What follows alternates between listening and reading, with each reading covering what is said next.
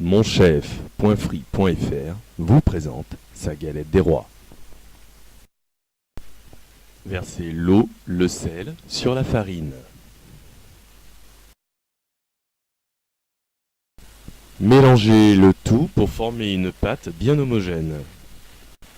Le fait de travailler cette pâte lui donnera du corps, donc de l'élasticité. Pour rompre l'élasticité obtenue par le travail de cette pâte, il faut inciser ce pâton à l'aide d'un couteau, faire une croix sur la moitié de la largeur de ce pâton.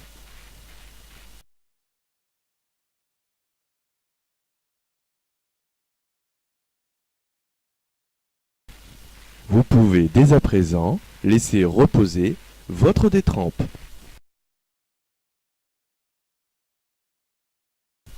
Je vais vous dévoiler un secret.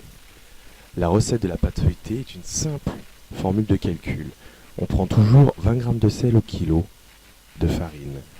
Le poids de l'eau, c'est la moitié du poids de la farine. Le tout additionné, on obtient donc une détrempe. La moitié du poids de la détrempe obtiendra le poids de la matière grasse. Voilà. Passons dès à présent au travail du beurre. Encore une fois, une étape importante. Le beurre, il faut qu'il soit d'une consistance identique à celle de la détrempe. Pour le travailler, placez le beurre entre deux papiers cuisson et aidez-vous d'un rouleau à pâtisserie. J'ai effectivement une petite assistante qui a un petit rouleau à pâtisserie. Passons aux choses sérieuses. Prenons un véritable rouleau.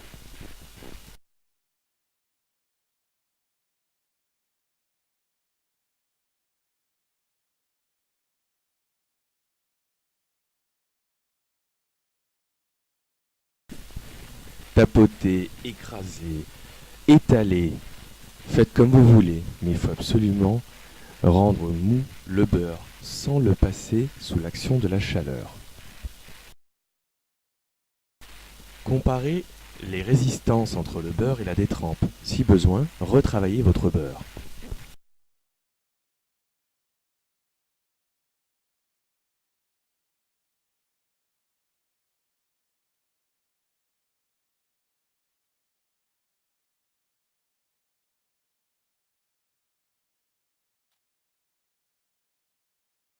Une fois avoir obtenu la consistance souhaitée, formez votre matière grasse en carré pour pouvoir la placer au centre de la détrempe.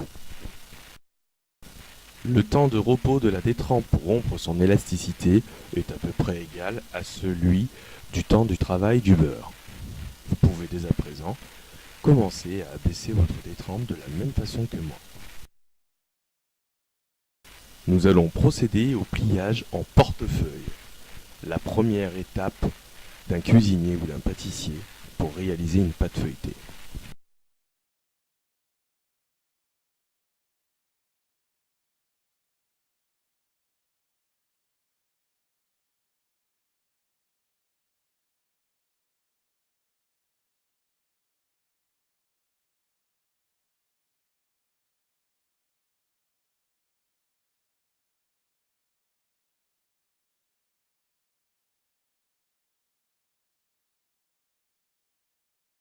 Vous pouvez constater le souhait de conserver au centre une partie beaucoup plus épaisse. Cela permettra, après avoir garni de beurre, d'avoir la même épaisseur de pâte en dessous et au-dessus.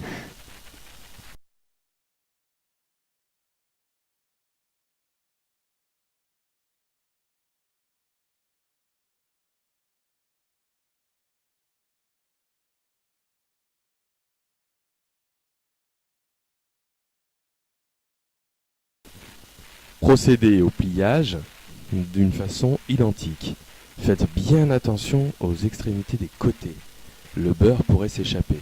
Malgré une consistance parfaite, il est toujours plus prudent de faire bien attention à nos gestes.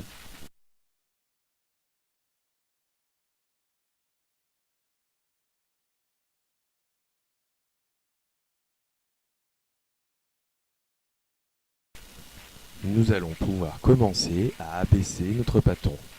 Il va falloir multiplier par 3 sa longueur.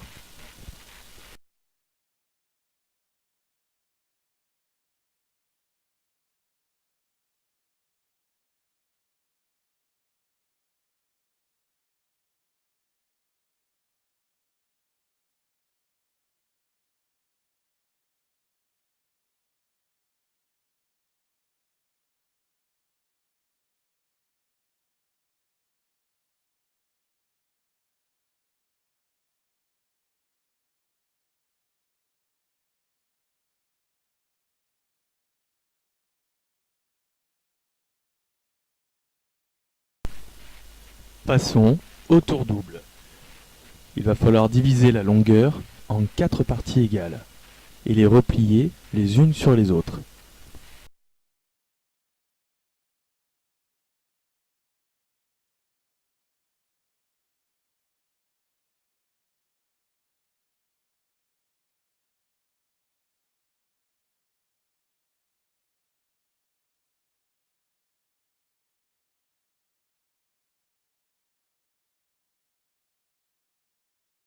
Maintenant, donnez 2 tours supplémentaires à votre pâte feuilletée. Procédez comme ceci.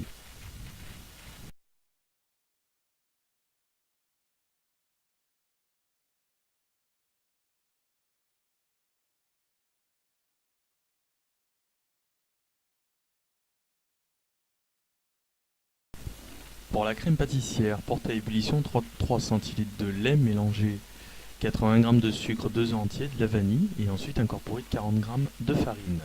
Portez le tout à ébullition sur le feu. Débarrassez, réservez au frais.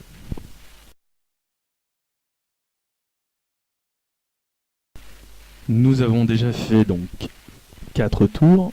Passons aux 2 tours supplémentaires afin de pouvoir en terminer avec cette pâte feuilletée.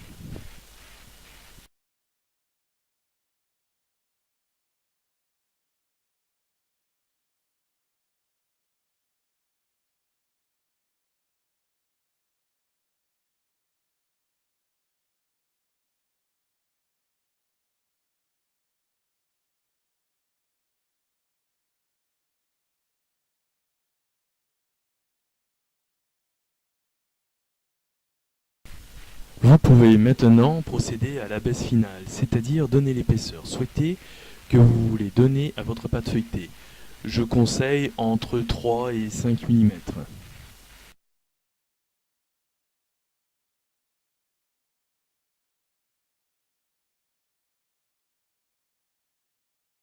Afin d'obtenir 2 cercles réguliers, je m'aide d'un cercle à tarte, tout simplement. Vous pouvez faire ça avec une assiette, un moule, ce que vous avez sous la main, quoi. De toute façon, c'est pas forcément super important. L'important n'est pas forcément la forme que vous allez lui donner, c'est surtout que ce soit régulier et que le goût soit présent au rendez-vous, quoi. Vous pouvez vous apercevoir qu'il reste pas mal de pâte feuilletée.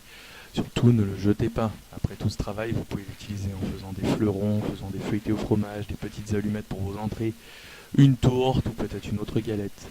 Voilà, ce ne sont que des idées, vous en avez certainement bien d'autres encore. Plaquez votre pâte feuilletée sur une plaque anti-adhésive et garnissez avec 2 tiers de crème d'amande et 1 tiers de crème pâtissière.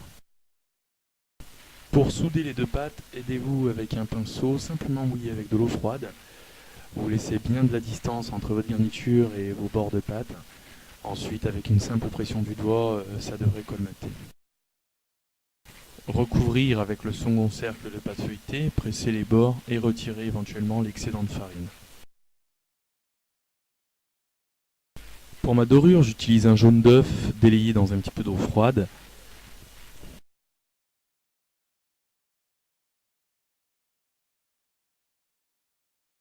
Passons au chiquetage grâce au dos d'un couteau, la pression d'un doigt et vous aider de votre autre main, comme ceci.